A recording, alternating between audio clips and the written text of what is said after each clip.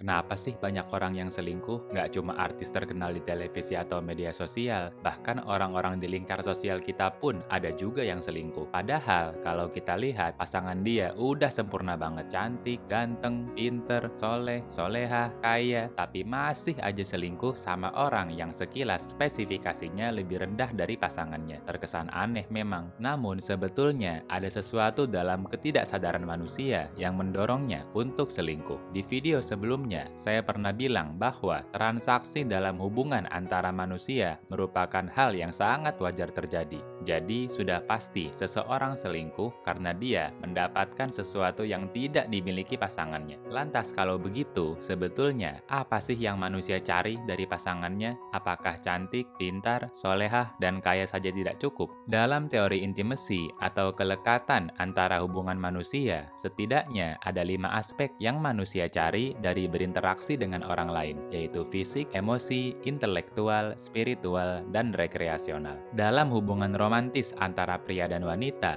tentu ketertarikan seksual termasuk dalam aspek fisik. Ada pria yang suka wanita berambut panjang, ada juga yang lebih suka berambut pendek. Ada pria yang lebih suka wanita sensual bertubuh tinggi, ada juga yang lebih suka wanita imut bertubuh pendek. Ada yang lebih suka wanita oriental berkulit putih, bermata agak sipit, ada juga yang lebih suka wanita lokal berkulit sawo matang dan bermata agak lebar, dan seterusnya. Wanita pun punya seleranya tersendiri. Ada yang lebih suka pria seperti artis Korea yang tinggi, berkulit putih, dengan wajah oriental. Ada juga yang lebih suka pria bule, bermata biru, berambut irang, kekar, dan brewokan. Ada juga yang lebih suka pria lokal, berambut hitam, mata hitam, dan kulit sawo matang, seperti orang Indonesia pada umumnya. Setiap orang tentu punya seleranya tersendiri. Lebih luas lagi, aspek fisik tidak hanya sebatas ketertarikan seksual. Dalam hubungan pertemanan, kita cenderung lebih suka berteman dengan orang yang berpenampilan sama. Entah gaya berpakaiannya, jenis ponselnya, bahkan bisa jadi ciri-ciri fisiknya juga. Contoh paling mencolok, emak-emak berjilbab biasanya ngumpul sama emak-emak berjilbab lainnya, iya kan? Sekarang, coba merenung sebentar, kalau perlu sambil melihat cermin. Seperti apa sih ciri fisikmu? Bagaimana kriteria lawan jenis kesukaanmu? Akui dengan sejujur-jujurnya. Kalau sudah dapat jawabannya, kita lanjut ke aspek kedua, yaitu emosi. Kita semua tahu bahwa manusia merupakan makhluk yang sangat emosional, penuh dengan rasa. Banyak sekali keputusan hidup kita yang diambil berdasarkan emosi, seperti memilih pakaian, menonton film, bermain game, dan sebagainya. Konten yang viral pasti syarat dengan emosi kan? Kalau edukasi mah sedikit yang nonton. Ketika menjalin hubungan dengan orang lain pun, emosi berperan sangat besar. Hubungan kita akan semakin dekat dengan dia apabila selama proses interaksi dia mampu menyentuh emosi kita, atau istilah populernya yang sefrekuensi atau yang relate dengan pengalaman hidup kita. Pengalaman yang dimaksud bukan sekedar pernah sekolah di tempat yang sama atau pernah bekerja di bidang yang sama. Belum tentu orang yang sering menghabiskan waktu bersama di tempat yang sama akan intim secara emosi. Lebih dari itu, pengalaman yang dimaksud ialah bagaimana persepsinya atau bagaimana emosinya memproses informasi ketika mengalami suatu peristiwa. Orang yang sama-sama pernah rugi dalam berbisnis belum tentu bisa dekat secara emosi. Orang yang satu merasa biasa saja karena dia anak orang kaya, HP-nya tetap iPhone seri terbaru, tetap bisa makan enak, dan bisa mulai bisnis baru lagi dengan mudah karena langsung mendapat dana investasi dari orang tuanya. Sedangkan orang yang lain, mental dan ekonominya hancur luar biasa. Keluarganya susah, harus jual HP dan kendaraan untuk bertahan hidup, harus ngirit selama beberapa bulan hanya untuk bisa makan setiap hari, dan harus banting tulang terlebih dahulu untuk bisa percaya diri kembali untuk membuka bisnis baru. Dua jenis manusia ini kalau bertemu tidak akan dekat secara emosi. Tapi kalau yang sejenis, misalnya yang sama-sama susah, saling bertemu, lalu saling mengenal, lalu saling berinteraksi lebih dalam, sudah pasti akan saling menyentuh emosi. Coba cek teman-teman yang secara emosi dekat denganmu. Pasti kalian memiliki pengalaman yang sama, bukan? Bahkan sebetulnya kita punya insting kok untuk melihat orang yang punya pengalaman yang sama dengan kita. Baru ngobrol 1-2 kalimat, tahu-tahu sudah merasa klik aja. Selanjutnya aspek ketiga yang disebut intelektual. Intelektual yang dimaksud bukan sekedar keluasan wawasan dan seberapa banyak seseorang mengingat atau menghafal informasi. Lebih dari itu, intelektual juga mencakup seberapa pandai seseorang memproses informasi yang diterima oleh pikirannya. Dua orang yang menerima informasi yang sama belum tentu menghasilkan kesimpulan yang sama, karena kemampuan memproses informasinya berbeda. Misalnya, ketika melihat pertunjukan sulap, ada orang yang berkata, "Wah, trik sulapnya dimainkan dengan sangat luar biasa." Ada juga yang akan berkata, "Wah, pasti pesulap bersekongkol dengan jin, musyrik itu." Jadi, kesimpulan yang dihasilkan seseorang sangat tergantung kapasitas intelektual yang dia miliki. Setiap orang tentu memiliki kapasitas intelektual yang berbeda-beda. Ada yang pintar, yang memproses informasi dengan rasional, logis, dan objektif. Ada juga yang kurang pintar, yang memproses informasi dengan terlalu emosional, tidak logis, dan subjektif. Orang pintar lebih nyaman berinteraksi dengan orang pintar juga karena mereka bisa saling mengimbangi secara intelektual. Mereka akan lebih mudah untuk saling memahami makna dari ucapan atau tindakan yang dilakukan. Demikian pula untuk orang yang kurang pintar, lebih nyaman berinteraksi dengan orang yang kurang pintar juga. Apabila orang pintar dan kurang pintar berinteraksi, keduanya akan sulit untuk saling memahami. Si pintar akan selalu mempertanyakan ucapan dan tindakan dari si kurang pintar karena menurut si pintar, yang dilakukan si kurang pintar tidak masuk akal. Sebaliknya, si kurang pintar merasa bahwa apa yang dilakukannya baik-baik saja, tidak ada yang salah, dan sulit memahami makna masuk akal dari si pintar. Dalam kehidupan sehari-hari, mungkin kamu punya teman yang enak diajak diskusi berat, tapi kurang asyik kalau diajak nongkrong. Iya nggak? Selanjutnya, aspek keempat dari teori intimasi ini ialah spiritual. Spiritual tidak sesederhana jawaban dari pertanyaan, siapa yang kamu sembah atau apa agamamu. Jauh lebih dalam lagi, spiritual yang dimaksud ialah bagaimana seseorang mempersepsikan perlakuan Tuhan kepada dirinya. Orang yang Tuhannya sama atau bahkan agamanya sama belum tentu akan dekat secara spiritual. Sebaliknya, orang yang Tuhan dan agamanya berbeda bisa jadi sangat dekat secara spiritual. Menganut agama yang sama sangat mungkin berpersepsi tentang Tuhan dengan sangat bertolak belakang. Yang satu menganggap bahwa Tuhan itu Maha Penghukum, pokoknya yang berdosa pasti masuk neraka dan yang berpahala pasti masuk surga. Ya emang bener sih, tapi you know what I mean lah ya. Yang lain menganggap bahwa Tuhan itu penuh dengan cinta kasih, selalu menolongnya, selalu memahami dirinya lebih dari dirinya sendiri, dan selalu memberi manusia kesempatan untuk memperbaiki dosa-dosanya. Dalam konteks intimasi secara spiritual, kesamaan agama bisa jadi tidak berpengaruh secara signifikan. Bahkan, orang yang berbeda agama bisa jadi lebih dekat secara spiritual karena berpersepsi tentang Tuhan dengan cara yang mirip atau bahkan sama. Makanya, banyak pasangan yang menikah beda agama kan, mereka tetap ngotot meskipun caranya sulit karena memang merasa cocok. Di kehidupanmu, punya nggak teman dekat yang berbeda agama? Persepsimu tentang Tuhan sama atau beda? Aspek terakhir dalam teori intimasi ialah rekreasional, yaitu seberapa sering orang yang memiliki hubungan menghabiskan waktu bersama. Biasanya, seseorang akan beraktivitas bersama dengan orang lain apabila mereka memiliki minat, hobi, atau kepentingan yang sama. Sama-sama suka nonton film, sama-sama suka lari pagi, atau sama-sama mencari nafkah di suatu perusahaan. Sewaktu sekolah, katakanlah SMP atau SMA, kamu mungkin punya teman yang sangat dekat, duduk sebangku, berangkat dan pulang sekolah bareng, ke kantin bareng, ngerjain PR bareng, dan sebagainya. Dia mungkin punya 4 aspek lain dari teori intimasi, fisik, emosi, intelektual, dan spiritual kalian sudah sangat cocok. Waktu pun berjalan, kuliah pun tiba. Dari yang masih bertemu seminggu sekali, lama-lama sebulan sekali. Mulai kerja, makin jarang bertemu. Paling ketika cuti bersama atau tanggal merah yang mengakibatkan long weekend terjadi aja. Meskipun kualitas pertemuan masih tetap sama, karena memang kalian sudah cocok dari dulu, tentu kualitas hubungan kalian secara keseluruhan telah terkikis oleh waktu. Apalagi, kalian pasti sudah punya teman baru dari kampus dan kantor kan, yang jaraknya lebih dekat sehingga lebih mudah untuk diajak menghabiskan waktu bersama. Absennya salah satu dari 5 aspek teori intimasi dalam sebuah hubungan dapat mendorong seseorang untuk selingkuh, termasuk dalam hubungan romantis. Saya ambil contoh yang paling klise, seorang suami yang sudah sukses membangun rumah tangga dengan istri yang baik-baik, solehah, malah selingkuh dengan wanita seksi. Istrinya mungkin sudah kuat dalam 4 aspek lain, tapi absennya aspek fisik mendorongnya untuk main dengan wanita lain. Seorang istri yang suaminya sangat sibuk bekerja, jarang ada waktu bersama, pulang ke rumah larut malam, numpang tidur doang, pagi-pagi buta sudah berangkat kerja lagi, weekend pun masih harus lembur libur ke kantor, akhirnya sang istri terdorong untuk selingkuh dengan tetangga karena sang suami kurang dalam aspek rekreasional. Kisah lain yang terdorong selingkuh karena aspek intelektual, emosional, dan spiritual pun juga ada. Mungkin kalian punya kisahnya. Boleh ya berbagi di kolom komentar. Dalam hubungan pertemanan, saya yakin kita semua pasti pernah selingkuh. Kita punya banyak teman yang masing-masing punya sebagian dari 5 aspek teori intimasi. Ada yang kuat di aspek emosional, spiritual, dan rekreasional, tapi kurang di aspek fisik dan intelektual. Ada yang kuat di aspek intelektual dan emosional, tapi kurang di 3 aspek lainnya. Ada yang ekstrim kuat hanya pada satu aspek, namun kurang di 4 aspek lainnya, dan sebagainya. Nah, sekarang pertanyaannya, apakah selingkuh itu jahat? Bukankah kita semua adalah pelaku selingkuh? Dalam hubungan pertemanan, selingkuh merupakan hal yang sangat wajar terjadi. Tidak ada norma atau etika yang dilanggar apabila seseorang selingkuh dalam hubungan pertemanan. Beda cerita kalau dalam hubungan romantis. Pasangan tentu sudah diikat komitmen bahwa sehidup semati akan selalu bersama. Kalau salah satu dari kedua pihak selingkuh, tentu akan dianggap bersalah karena telah melanggar komitmen yang dahulu sudah pernah disepakati bersama. Antisipasi paling awal yang bisa kita lakukan ialah memilih pasangan yang sudah punya kelima aspek dalam teori intimasi. Kalau 5 terlalu sulit untuk ditemukan, minimal 3 deh. Jangan sampai kita terbawa oleh nafsu, tertarik hanya pada salah satu aspek, lalu mengambil keputusan besar dalam bentuk komitmen seumur hidup. Setahun 2 tahun pertama mungkin masih seneng, tapi 5 tahun atau 10 tahun kemudian gimana? Coba deh pikir-pikir lagi. Setelah komitmen dibuat dan proses hubungan berjalan, selalulah berupaya untuk meningkatkan kelima aspek teori intimasi dari pasanganmu menurut persepsimu. Ingat, teori intimasi ini bersifat relatif, artinya bisa berkembang dan persepsi setiap orang akan berbeda-beda. Kamu bertanggung jawab untuk menjaga dan menumbuhkan kelima aspek ini pada pasanganmu sebagai bentuk ketaatan kepada komitmen yang sudah kalian sepakati bersama. Jangan bohongi dirimu sendiri dan pasanganmu apabila muncul dorongan untuk selingkuh. Jangan sampai dorongan selingkuh terrealisasikan menjadi tindakan yang merusak komitmen kalian. Kunci utama untuk mengembangkan setiap aspek dalam teori intimasi ialah komunikasi. Kalau kamu tidak suka melihat pasanganmu dengan gaya pakaian tertentu, sampaikan secara langsung. Jangan sampai kamu hanya diam dan membuka peluang bagi dirimu sendiri untuk selingkuh. Selalulah berkenalan dengan diri sendiri dan pasanganmu. Jangan merasa sudah kenal meskipun sudah bertahun-tahun bersama. Jangan denial terhadap apa yang sedang kalian rasakan. Katanya sudah komitmen, sumpah sehidup semati. Masa iya sih nggak ada usahanya? Masa sih cuma menunggu waktu, bukan kamu yang mengubahnya sendiri?